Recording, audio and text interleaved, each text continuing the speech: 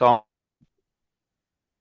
de autoria de Davi, é um salmo, é um acróstico, começa com as letras hebraicas, o salmo, ele traz essa sabedoria prática de Davi aí, ele exorta a questão dos justos diante do Senhor, é, chega a ser quase, né, um manual aí de uma vida justa.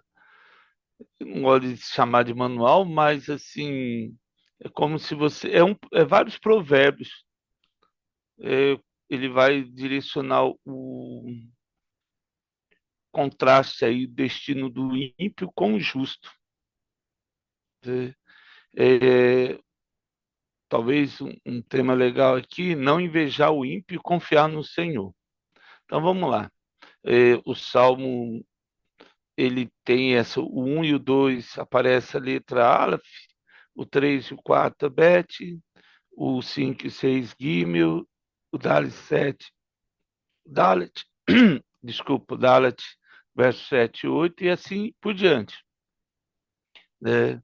Era um salmo que era memorizado, então ele tinha, são 22 letras no alfabeto hebraico, cada dois versículos uma letra, então era mais fácil de você memorizar o salmo aí. Ele traz essa ideia do 1 a 11, como viver diante do Senhor nesse mundo. O verso 12 ao 26, esse contraste entre o justo e o ímpio.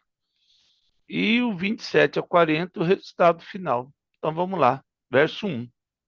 Não te indignes por causa dos malfeitores, nem tenha inveja dos que praticam a iniquidade. Ou seja, não se irrite aí, porque às vezes Davi tinha essa questão de olhar na visão dele o ímpio prosperar. O difícil, eu acredito, é eu determinar no meu coração quem é justo e quem é ímpio. Talvez esse seja o maior problema. Por isso que Jesus falava tanto de não julgar, porque é fácil, ao meu olhar pecador, dizer esse é justo, esse é injusto. E aí condeno alguém que precisa do amor de Jesus. Diante disso, eu deixo de falar do amor de Jesus. Mas é legal esse salmo porque Davi começa e fala, ó, não fique indignado aí por causa dos malfeitores. Aquilo que a gente vê, infelizmente, a corrupção. Vamos falar de nós aqui perto do Brasil, a gente vê uma corrupção generalizada nos poderes, nós pagando a conta sempre, né? Não se inflama o coração, nem se deixa consumir emocionalmente. O que que eu faço às vezes? Às vezes, por dar aula, tem que ler bastante coisa e pesquisar bastante coisa. Acabo ficando um pouco indignado e falar, às vezes eu faço jejum, deixo de assistir jornal, não por ignorância, mas só para, naquele momento, fazer alguma coisa diferente. Eu já sei a notícia, não tem nada muito de diferente, não estou lá para julgar nem condenar e nem vou mudar uma situação a não ser pela oração. Aí eu prefiro orar e dedicar. Eu acredito que é essa a intenção de Davi, falando assim: olha, não fique indignado por causa do malfeitor, não perca muito tempo. Se você começa acaba como é murmurando, e para murmurar não é difícil. Eu também conheço, eu vejo a murmuração, a gente vê tanta coisa errada e acaba murmurando, ao invés de glorificar o nome do Senhor. E a murmuração certamente não agrada a Deus. É como tem um ditado, né? A oração agrada a Deus e a murmuração, a gente sabe quem é. O verso 2, Davi chama a atenção, pois eles dentro em breve definharão como a relva e murcharão como a erva verde. Ou seja, infelizmente, o final deles é muito breve. É como uma erva daninha que nasce num dia e morre no outro. A vida do ímpio é muito curta, porque ele se permite, infelizmente, ele se permite a viver uma vida de devassidão. Aí você pode colocar qualquer coisa. É sempre uma vida muito estressante, uma vida do ímpio, porque aí você mistura os vícios, e não importa qual, é questão do vício, o jogo, a mentiras, bebidas, qualquer tipo de droga, ou mesmo pornografia, assim por diante, acaba sendo uma vida muito estressante, sempre escondendo algo, sempre tentando ser alguém que infelizmente não é. A não ser que abra o coração para Jesus e se permita enxergar como verdadeiramente é. O cristão, nós temos que aprender isso. A nossa vida tem que ser como um rio de águas claras onde você enxerga o fundo. Tem que se despir diante do Senhor. Como Hebreus vai falar, né? Tirar as vestes velhas, deixar para trás. Romanos também, Paulo vai falar isso em Romanos. E isso é bem importante. Aí eu chego no verso 3: confia no Senhor e faça o bem, habita na terra e alimenta-te da verdade. Ou seja, essa confiança, né, o batar, que é confiar plenamente de uma maneira total, ou seja, uma confiança bíblica, vamos dizer assim, que está sempre ativa. Ou seja, eu deito e descanso. O Salmo vai falar isso, né? O sono dos justos, vamos dizer assim, de dei, é, é, os anjos do Senhor acampam ao nosso redor e Deus abençoa os que dormem, Deus abençoa os que amam enquanto dormem, né? Então tem todos esses salmos que dizem essa questão do descanso, de confiar. Confiar, o pastor Bill Jones falou uma vez uma mensagem, ele dizia assim: confiar é você conseguir dormir no barco em meio à tempestade com Jesus. Então, assim, no meio de uma tempestade, você conseguir dormir porque confia em Deus é porque realmente você confia. Eu creio muito em Jonas, era um homem de fé, assim. É, ele fala, lança ao mar. No meio da tempestade, o peixe foi lá e engoliu ele, né? Ele confiou que Deus ia fazer algo. Talvez não o que ele gostaria, com certeza, mas Deus fez. Confiança é assim, saber que Deus está no controle. Não é tentar Deus, mas confiar no Senhor. O verso 4, ele fala: agrada-te do Senhor e ele satisfará os desejos do seu coração. Esse é um dos salmos que eu mais gosto, Salmo 37. Ele traz essa caminhada, essa jornada dos verbos, e eu acho tão interessante isso aí. E ele fala no verso 4, agrada-te, né, de deleitar, Anag, deleitar-se profundamente. Não, não é uma obrigação, é um prazer. É aquele momento que você chega diante do Senhor e entra no quarto e descansa. Não precisa falar nada. Aquele momento que você e Deus, ele conhece. Você não fala nada, você só descansa no Senhor. Está tudo nas mãos de Deus. Não tem nada para fazer. Então ele fala, deleita no Senhor. Tem esse descanso. É, se você olhar no Novo Testamento, Jesus fez inúmeros milagres no sábado. A Bíblia não mensura isso. Talvez Jesus curou mais no sábado do que qualquer outro dia da semana, porque ele quis mostrar exatamente isso. Enquanto eu e você descansando, Deus trabalha. Porque às vezes as pessoas usam lá, Deus descansou no sétimo dia, Deus descansou no sétimo dia. Está lá escrito, o descanso era a satisfação de completar uma obra, mas a obra não parou. Eu e você, a gente descansa porque precisa, essa máquina precisa descansar. E aí, mas entenda isso, enquanto eu e você estamos descansando, Deus está trabalhando. Deus não tira férias. Ele está ali. O verso 5, ele fala, ó, então uma vez que você se agrada em Deus, entrega o seu caminho. Aí vai vindo esse aumentar de confiança, sabe assim? Eu gosto de Deus e eu confio em Deus e eu vou entregar tudo para Deus. Entrega teu caminho ao Senhor, confia nele e o mais ele fará. Entregar é tirar o peso de si. Sabe essa ideia? A palavra aqui é gol, é rolar, transferir. É como se eu tivesse uma mochila nas costas e eu entrego a mochila para alguém do meu lado. Nesse caso, seria Jesus. Então, eu entrego todas as minhas escolhas. Provérbios vai falar isso. Ao homem cabe fazer planos, mas a escolha certa vem do Senhor. Então, eu entrego os meus sonhos, as minhas vontades, as minhas mazelas, eu entrego tudo ao Senhor. E aí, ele chega no verso 6 e fará sobressair a tua justiça como luz e o teu direito como o sol ao meio-dia. Essa justiça será revelada publicamente.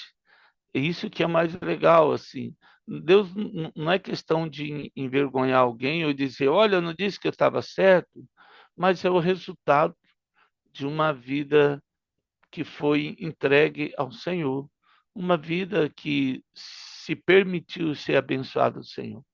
E ele fará sobressair a justiça como luz, como o sol que amanhece, e o teu direito como o sol do meio-dia, ali aquecido, na parte mais forte.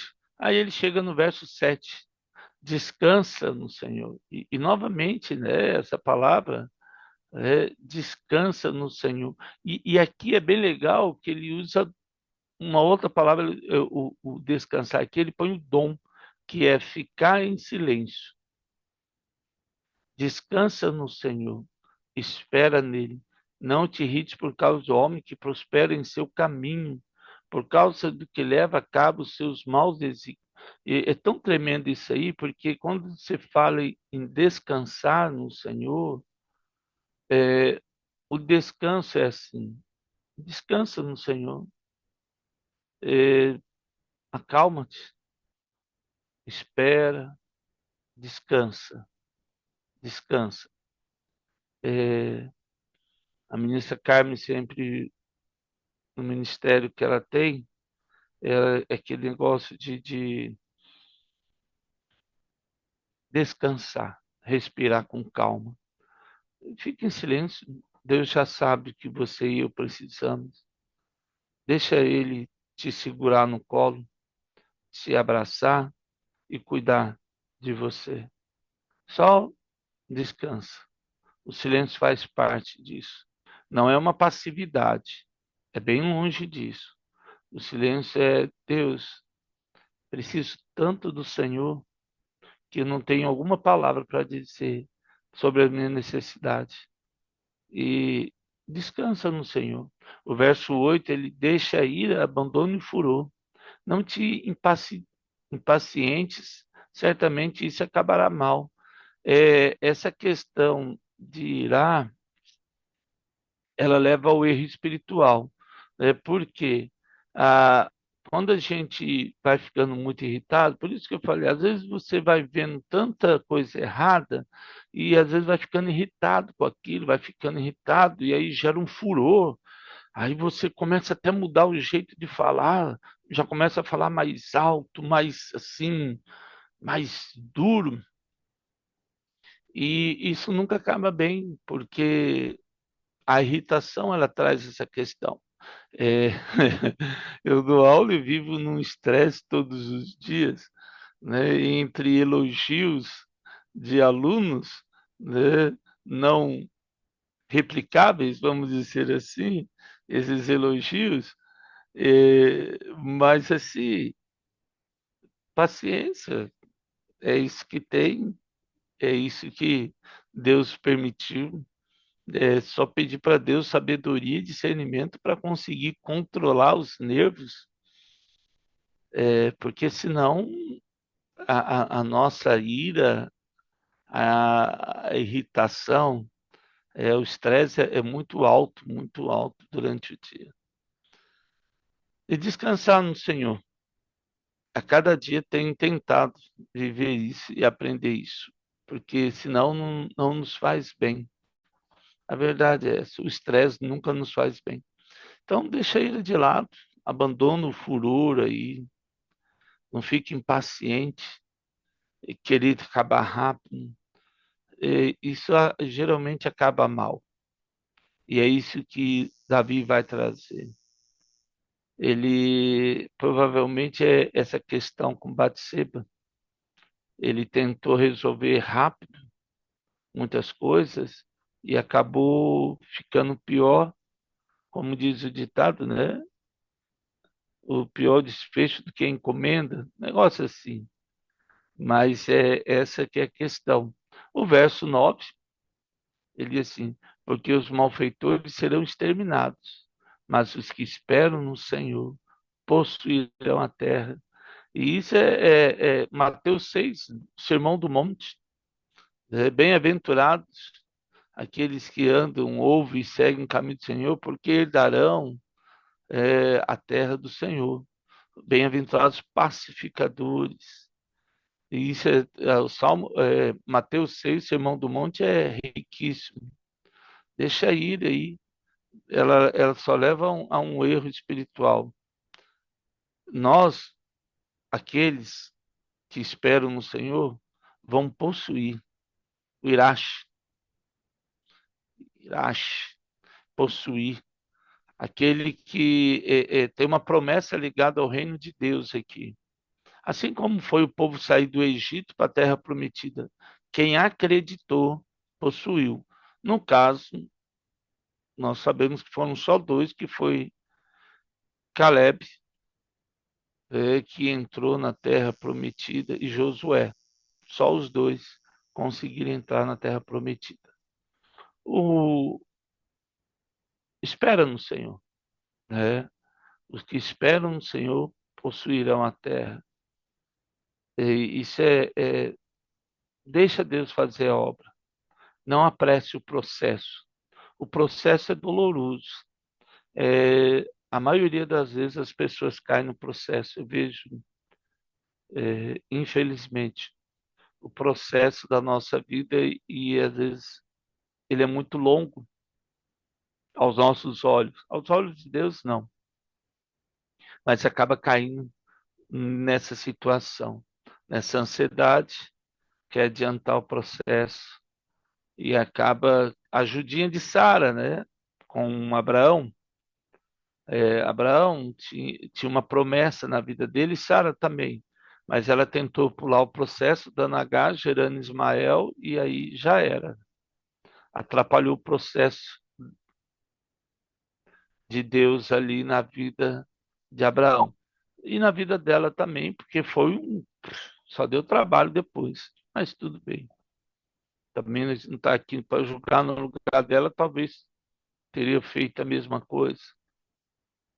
E o verso 10: mais um pouco de tempo e já não existirá o ímpio. Procurarás o seu lugar e não o acharás. Nós estamos caminhando para a volta do Senhor Jesus. O verso 10 e 11, e o verso 11: mas os mansos herdarão a terra. Ó, Mateus 6 aí de novo. E se deleitarão na abundância da paz. O manso vai herdar a terra. Mateus 5:5, que vai dizer aí o Sermão do Monte. Então, assim, um pouquinho de tempo. A volta de Jesus está breve e a nossa alegria é pela volta de Jesus, mas não pode ser alegria pelo destino do ímpio, porque é uma vida que vai para o inferno. O que Deus está dizendo: ei, acorda, você que diz que conhece de Jesus, começa a pregar do amor de Jesus e começa a falar: ei, você está indo para um abismo, filho. Esse não é um caminho bom, é um caminho sem volta. Esse é o nosso papel. O verso 12 até o 20, esse contraste aí. Aqui Davi ele vai ficar indo entre o justo e o ímpio. O verso 12 ele diz assim, ó: trama o ímpio contra o justo, contra ele ringe os dentes. E aí essa questão da maquinação, tem gente que gente, não é possível. Tem gente que acorda para desejar o mal do outro. Que vida miserável dessa pessoa, né? Triste isso. É como foi o caso de Davi com relação a Urias. Ele maquinou a destruição de Urias até conseguir. Foi lá uma sucessão de erros, de trama, de maldade. Que triste foi aquilo na biografia de Davi. A nossa não é diferente. Quantas vezes sem perceber, não precisa chegar tanto de matar alguém, mas às vezes sabe, por covardia, hum, uma mentira aqui, uma mentira ali, ou até ficar calado quando devia falar. Tudo isso é covardia e um tipo de maquinação. Tá vendo? Mas aqui no caso é o ímpio maquinando contra o justo, falar mal de alguém. É algo que é muito importante. Se você, meu pai falava isso. Se você não pode ajudar, não fala mal de ninguém. Se não vai ajudar, não fala nada. Então, assim, se você não tem nada de bom para falar de alguém, então não fala nada, não prejudica. Não adianta, você não concorda que fulano é assim, assim? Não, não é problema meu. A verdade é essa. E o verso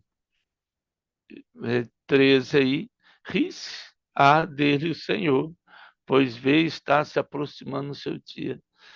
É tolo, né?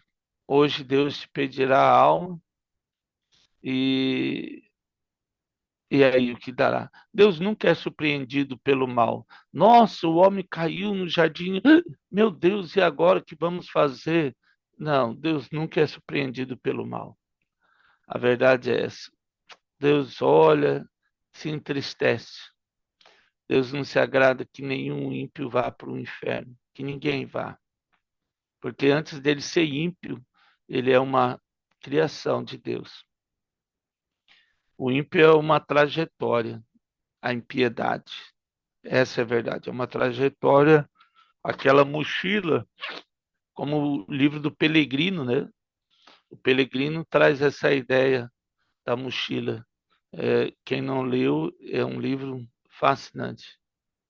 A C.S. Lewis também tem aquelas cartas para o sobrinho do diabo também, é muito legal. Aquelas cartas, é outro livro que vale a pena ler. Dá para descontrair um pouquinho e ficar pensativo. E aí por diante, o verso 14, os ímpios arrancam da espada e distendem o arco para abater o pobre e o necessitado, para matar os que trilham o reto caminho. Novamente aqui, nós temos essa questão social de Davi. Acho, particularmente, eu já li várias vezes Salmos, mas só agora nesse estudo eu vi esse viés social de Davi, porque ele começa a ler e pesquisar e ler vários autores, e aí você começa a entender e ver coisas que, nossa, é muito rico. Daria, se a gente pegasse versículo por versículo no original e com conceito histórico do Salmo, é muito rico. Então, assim, a espada entrará no seu coração, né? Essa questão da lei espiritual. Hebreus vai dizer isso, né? A palavra do Senhor é como espada de dois gumes, mais cortante do que a espada de dois gumes, capaz de separar a alma de espírito.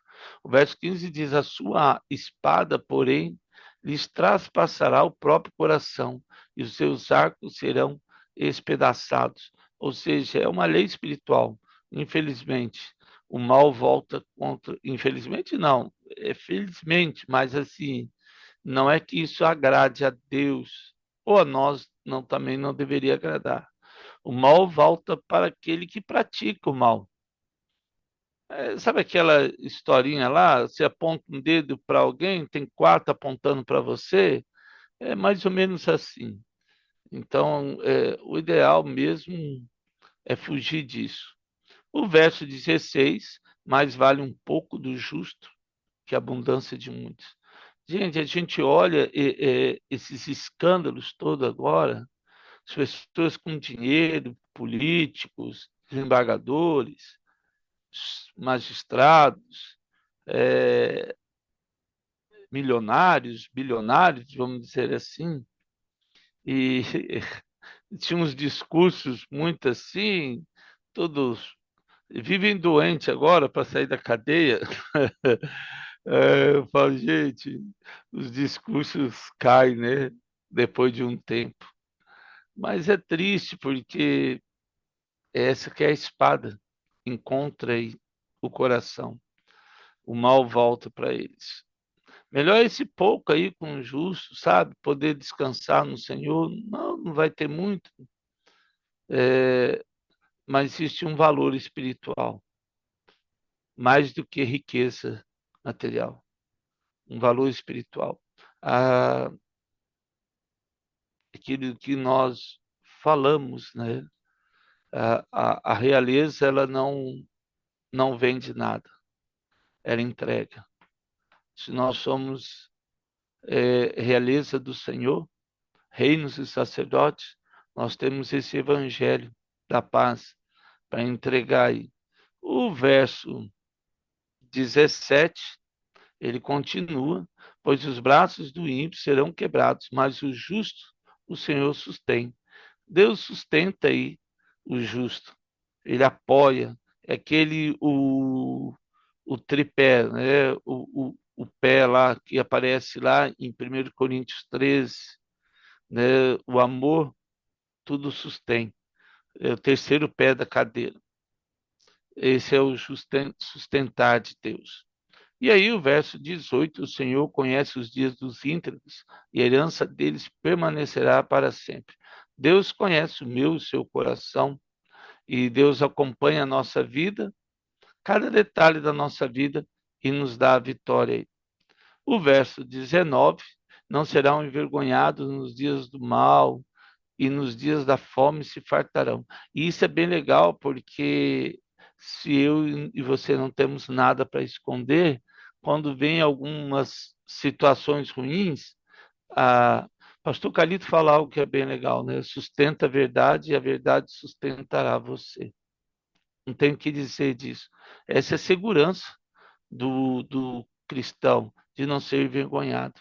O verso 20 diz: os ímpios, no entanto, perecerão, e os inimigos do Senhor serão como o viço, né, o matinho das pastagens, serão aniquilados e desfarão em fumaça, desaparecer como o mato que é lançado no fogo. E o verso 31, 21 a 31, a vida do justo. Como é que é então? A gente viu do ímpio, mas o justo. Verso 21, o ímpio pede emprestado e não paga. O justo, porém, se compadece e dá.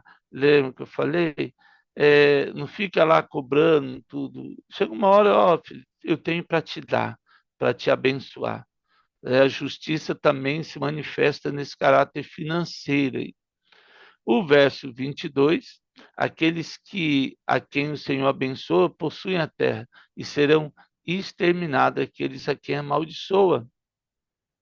Aí lá de Abraão, Gênesis 12, uma promessa ali. O verso 23, aqueles a quem o Senhor abençoa possuirão a terra. É, esse espaço do homem bom são confirmados aí, estabelecidos. O verso 20, pulei, o 23. O Senhor firma os passos do homem bom e o seu caminho se compraz. Obrigado, Gustavão. Ah, nosso caminho aí é um caminho de bênção e de prosperidade. O verso 24.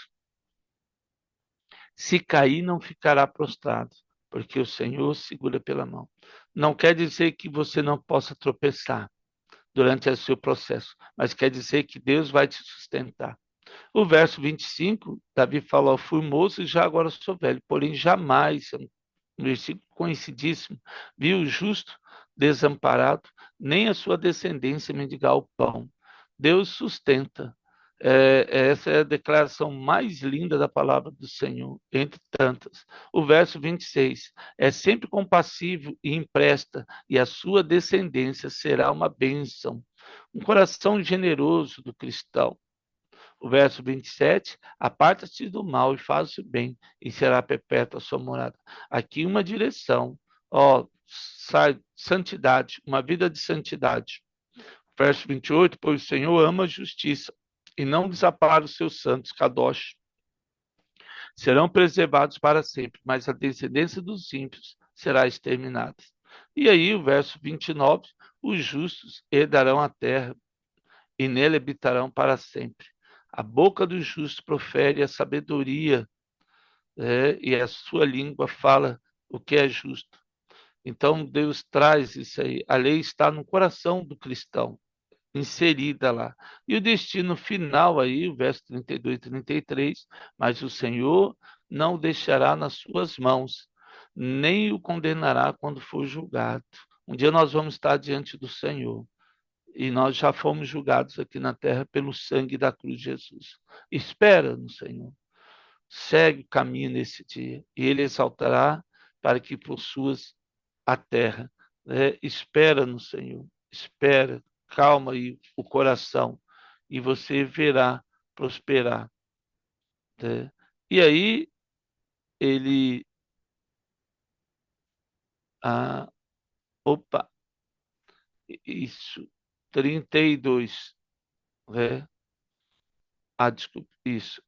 Ó, o verso 31. No coração tem ele a lei de Deus, a gente já falou isso, no coração perverso espreita o justo e procura tirar a vida, mas o Senhor não lhe deixará nas suas mãos, nem condenará quando for julgado. Espera no Senhor, segue seu caminho, e ele exaltará para que possuas a terra, aquilo que Deus te prometeu, e ele exaltará para possuires a terra.